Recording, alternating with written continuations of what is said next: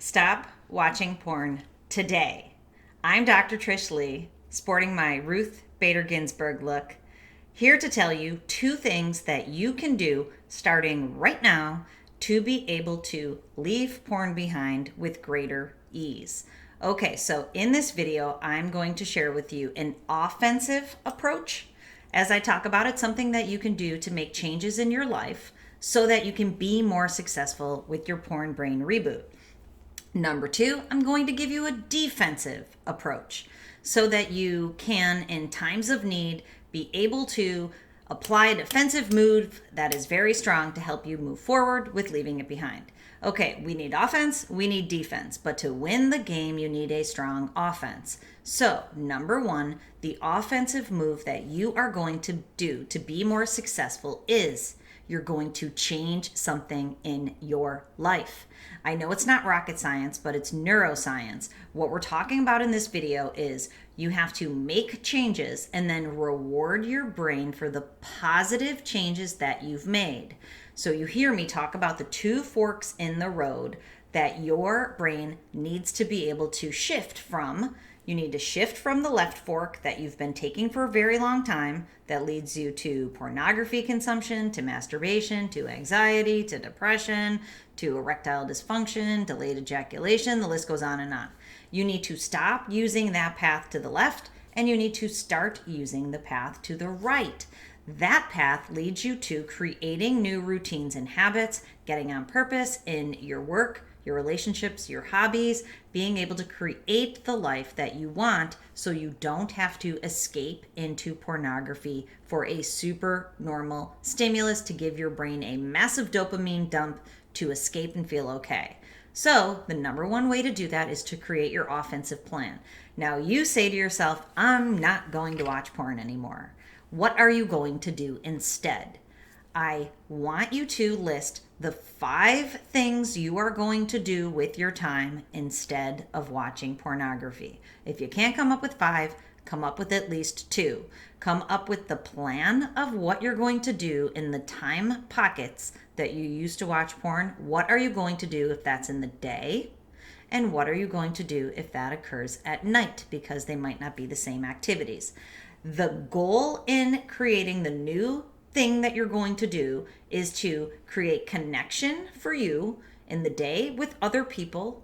And if it's at nighttime, connection to something that you love that's dopamine producing at healthier levels. So in the day, maybe you're going to play basketball. Maybe you're going to call a friend. Maybe you're going to take your dog for a walk.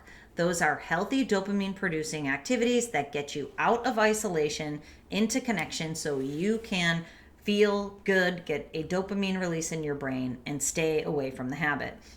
At nighttime, that might not be as easy. So you want to do something non-triggery that gives your brain dopamine and connects you to something you love. Read a book that you like. That might be tricky too in the short run. Listen to music that makes you feel good. Watch TV that you find uplifting. Do something that might be cheating in the right direction. Play video games for a little bit, not for a lot, because that can be a trigger and lead you down the slippery slope. Put something else in the time when you used to watch pornography. Set yourself up for success with a strong offensive plan.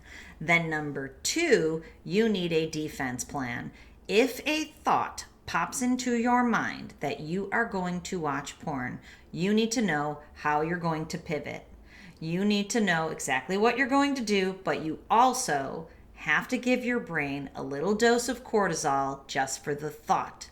So if you get the thought, the old school strategy is to have a rubber band on your wrist and snap it hard. When you give your wrist a snap, you get a shot of cortisol into your nervous system. That would be a negative consequence instead of a positive reward for the thought that you're going to watch porn. Now, if you act out and you actually go through the porn cycle and you get the thought, you're triggered, and then you start ritualizing it and getting excited that you're going to watch pornography, your brain's starting to get a dopamine flood, just so you know. And then when you actually act out, your brain is getting the deluge of dopamine. It is getting massive flood of those neurochemicals that will make your brain feel numb and help you escape. After that, what happens, that's the A effect, higher dopamine. The B effect is lower dopamine with higher cortisol. And those are going to be the moments where you regret, or maybe you have despair or shame or guilt. You're feeling lower, you're feeling moody, you're feeling more anxious. When you come around after that high, you need to deliver a bigger consequence to yourself. Your brain will continue to go back to something that makes it feel good. So if you go through that cycle and you give your brain a massive dopamine dump without a negative consequence, it's just relearned again that that's a good thing to do. You have to give it a negative consequence that says you're not doing that anymore, because if you do that, here is what happens. This is the negative consequence that happens. The negative consequence can be having to wash your kitchen floor if you totally despise that. It might be going grocery shopping if that's something your partner does. Choose something you don't want to have to do. You've heard me say in past videos, but it's been sparking comments, that you can donate money to the opposite political party. I'm not political at all, so you can donate money to something that doesn't vibe with you, that doesn't excite you, that creates angst with you giving money to it, a foundation that you just don't believe in, because you want to give your brain and your nervous system a shot of cortisol, a negative feedback. Do something that you do not like. Give yourself a little pinch if you have the thought to stop the dopamine from flowing, to get the cortisol going before you slip down the slippery slope. And if you go down that slippery slope, you have to deliver a bigger consequence that tells your brain, don't do that anymore, because something negative will happen. Now, I have to have a little caveat. This is not punishment. I'm obviously not into self-punishment. What I am into is training your brain. It's Pavlovian in nature. It's based on classical conditioning, which is Pavlov's dog. It builds upon that one step further. It's called operant conditioning, meaning that we condition your brain to perform in a certain way, which will get you outcomes and behaviors that are better than what you have going on right now. You're going to feel better. You're not going to go down that slippery slope anymore.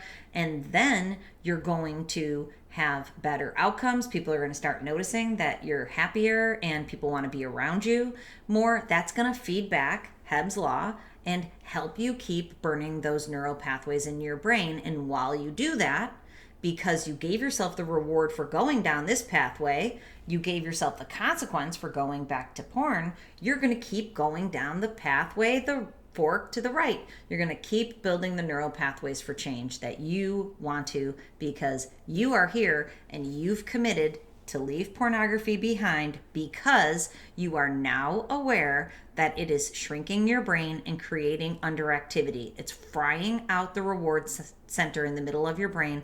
It is frying out your prefrontal cortex, which will make it more difficult for you to work. It will make it so that you're angstier, you're Dr. Jekyll and Mr. Hyde, your relationships are going to become strained, you're not going to be able to get enough of the Kool-Aid from pornography unless you keep ramping it up, and things will get worse for you. Anxiety, depression, erectile dysfunction, lots of bad things. You are here, you are committed. So give your brain the consequence if it tries to go back. Not today, sir. No way, dude. Tell your brain you are not going down that path today. Instead, you're going to take the new neural pathway for permanent change. If you would like help in that journey, please reach out to me at drtrishleigh.com. I have programs of all shapes and sizes that can help you for what you need right now in your life, and I'd love to help you on that journey. And remember, control your brain or it'll control you.